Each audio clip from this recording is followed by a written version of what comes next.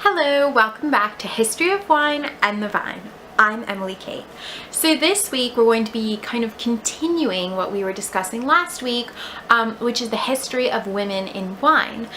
So last week we discussed kind of spectacular women in the history of wine, and this week we'll be kind of covering more women in wine with literature and kind of mythology. So first I want to start off with a story that some of you might know. It's the story of, it's called Tyranny by Pherecrates, and this is a very funny concept, which is the concept that if men's and women's roles were reversed in antiquity, kind of what women would do. So if women were in charge, what would happen? And one of the main things that women would do, men think, if they were in charge, was actually to create their own wine cups, where the wine cups would be like deep as a ship and really wide and fill just so much wine, an entire amphora of wine, and then they would give men essentially like a thimble to drink their wine out of, so that when women had too much and men said you've had too much, they could say I've only had a glass, and you know, you've had how many glasses. So clearly men recognized that women had a taste for wine. And this is definitely kind of corroborating that women did enjoy wine and they did like it and they did drink it. So that's kind of interesting. Next we have from the Epic of Gilgamesh, from the 2nd millennium BC. We have kind of Gilgamesh's search for eternal life, and on the way he meets Siduri, and she is the woman of the vine, the maker of the wine.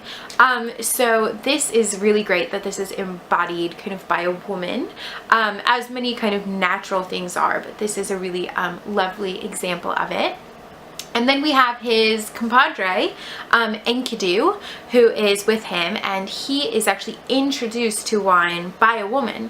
And it's a woman who gives him bread and wine and says that bread is the staff of life, and that wine is the culture of the land. So we have kind of women appreciating the culture of wine, and kind of encouraging others to partake in it within the Epic of Gilgamesh, which is pretty awesome.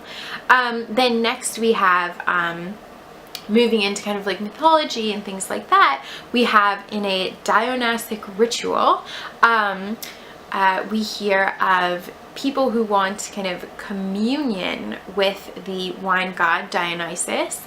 There's two ways of doing this, one of which is actually to drink the liquid form, essentially drink wine, and you're kind of drinking in the god Dionysus, the wine god. And then the other one is for women. You can like dance around on a mountaintop, and you're kind of embodying and trying to impersonate the Maenads.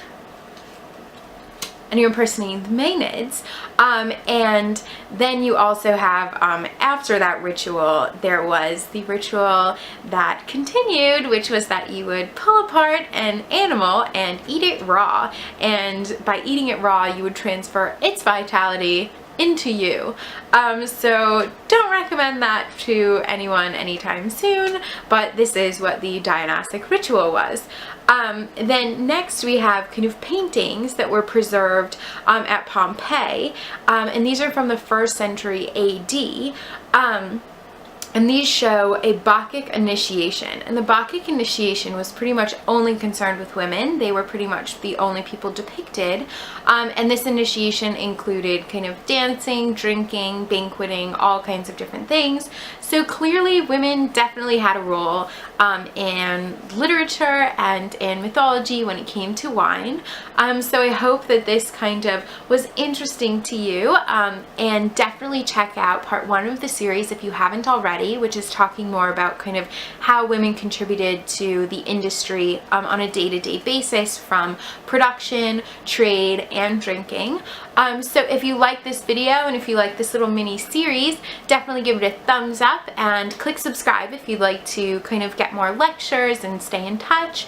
And I will see you next week. Cheers!